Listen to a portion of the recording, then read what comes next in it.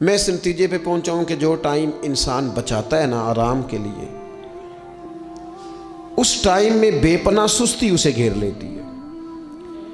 हम छोटे होते थे, बचपन में स्कूल से एक छुट्टी करते थे, फिर दूसरी करने को भी दिल करता था, दूसरी करते थे, फिर तीसरी करने को भी दिल करता था। गाड़ी उसी का नाम है जो चलती रहे, ड्यूटी उसी का नाम है जो हमेशा की जाए।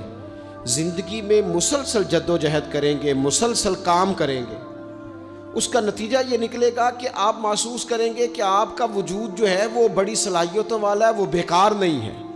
मुसलसल काम। आप अंबिया किराम अलैहिमुस्सलाम की ज़िंदगी देखें, सहाबा की ज़िंदगियाँ देखें, अहले बैत की देखें, औलिया अल्लाह की देखें, बुजुर्गान दीन की देखें। आप देखें कि उन्होंने काम कितना कितना बड़ा किया है। हम कभी उनको पढ़ते हैं तो हैरान हो जाते हैं कि यार इतने मुख्तसर वक्त में इतना ज़्यादा काम तो मुमकिन ही नहीं। आला हज़रत रहमतुल्लाह अलैह ने 1000 किताब लिख दी। इमाम बुखारी ने पूरी दुनिया में घूम कर अहादीस जमा करके एक जगह पे इकट्ठी कर दी और फिर उसूल वज़ा कर दिए हदीस पाक के कि हदीस किस तरह कबूल की जाएगी। फिर उसमें फ़र्क कर दिया कि सही कौन सी है, मुतवातर कौन सी है, हसन कौन सी है, ज़ईफ़ कौन सी है, मौजू हो तो फिर उसके कायदे क्या हैं। इतना काम बुजुर्गों ने कर दिया। जद्दोजहद थी ज़िंदगी में, मुसलसल ड्यूटी करते थे। जब मुसलसल काम करते हैं ना, नबी पाक सल्लल्लाहु ताला अलैहि वसल्लम ने फरमाया जो आदमी मेहनत करे, कोशिश करे और शाम को थक के सो जाए, अल्लाह उसके पिछले गुनाहों को माफ़ फरमा देगा। तो चलते रहें, जद्दोजहद करें, हिम्मत करें, कोशिश करें। कभी कभी यूँ होता है कि इंसान समझता है कि मैंने कोशिश तो की थी, लेकिन यार ये मेरे कोशिश करने से कोई नतीजा नहीं निकला। आरिफ रूमी रहमतुल्लाह अलैह फरमाते हैं कि एक शहर ऐसा था जिसमें एक बीमारी बार बार हमला करती थी।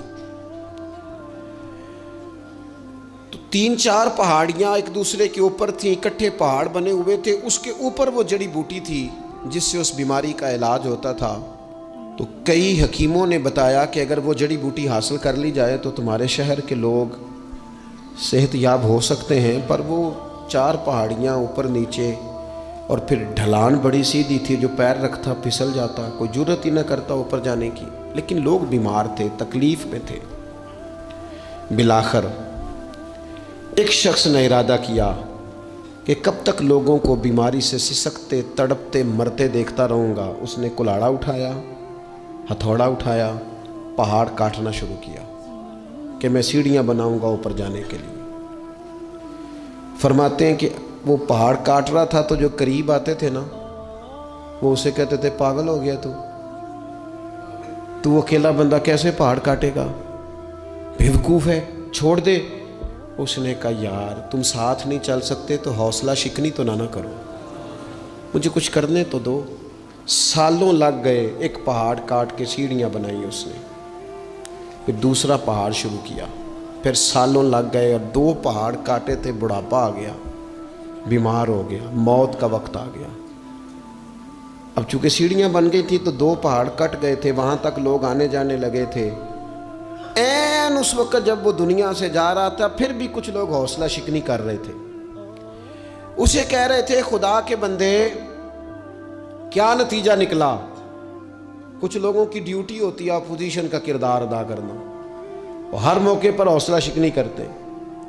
अब उस पर आखिरी वक्त आ गया है, बावजूद उसके कुछ लोगों ने जाके कहा क्या नतीजा निकला जी,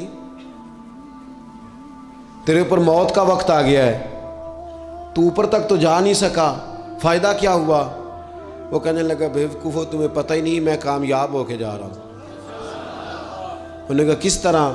कहने लगा मैंने आधा सफ़र आसान कर दिया है, अब जो मेरे बाद आएगा ना उसे सिफर से नहीं शुरू करना पड़ेगा, मैंने आधा सफ़र उसके लिए आसान कर दिया। वो तीसरे पहाड़ से शुरू करेगा, 2 काटेगा तो जड़ी बूटी तक पहुंच जाएगा, लोगों को शिफा होने लगेगी अल्लाह के फजल से।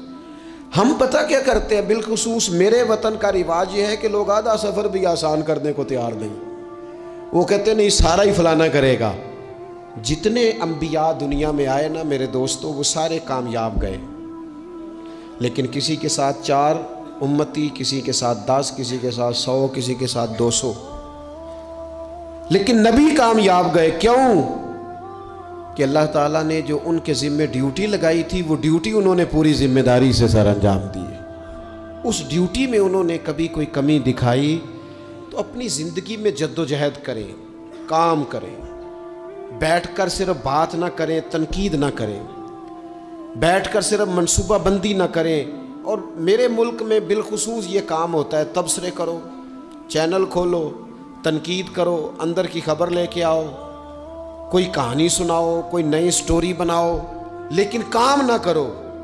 बड़ी खूबसूरत बात की शायर ने, उसने कहा शिकवाए जुल्मत शब से तो कहीं बेहतर था, अपने हिस्से की कोई शम्मा जलाते जाते।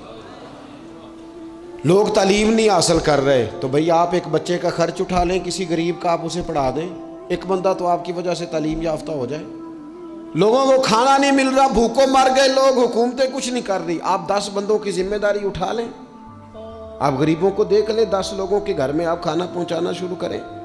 और ये होता रहा है, लोग ये काम करते रहे, ये ड्यूटियां हमारे बुजुर्गों ने सर अंजाम दी हैं, 2-2 करके, 4-4 करके, 6-6 करके उन्होंने काम किया है।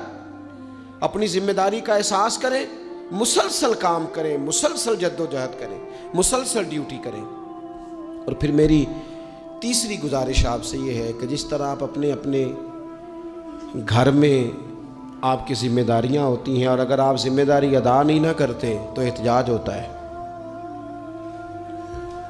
माँ को टाइम नहीं देते तो माँ भी एहतजाज करती है, घर वाली को टाइम नहीं देते तो वो भी एहतजाज करती है, दोस्तों को वक्त नहीं देते तो वो भी उसका शिकवा करते हैं।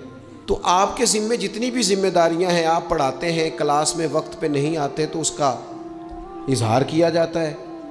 हमने अपने अपने ज़िम्मे जो जिम्मेदारियां ली हैं पूरी करते हैं। मैं आज आपको ये पैगाम देना चाहता हूँ, एक एक ड्यूटी दीन की भी अपने ज़िम्मे लें, एक एक ड्यूटी, एक काम अपने ज़िम्मे ले लें। आप अपने अपने इलाके की मस्जिद में झाड़ू देने की ड्यूटी ले लें। आप ये जिम्मेदारी ले लें कि मुझसे कुछ नहीं हो सकता तो मैं हफ्ते के बाद मस्जिद में जाऊंगा और कुरान मजीद को मैं साफ़ करके झाड़ पूंछ के तरतीब के साथ मुरतब करूंगा। मुझे अगर नाजरा कुरान मजीद ठीक पढ़ना आता है तो मैं 10-11 बच्चों का रोज़ सबक सुनूंगा, आगे पढ़ाऊंगा।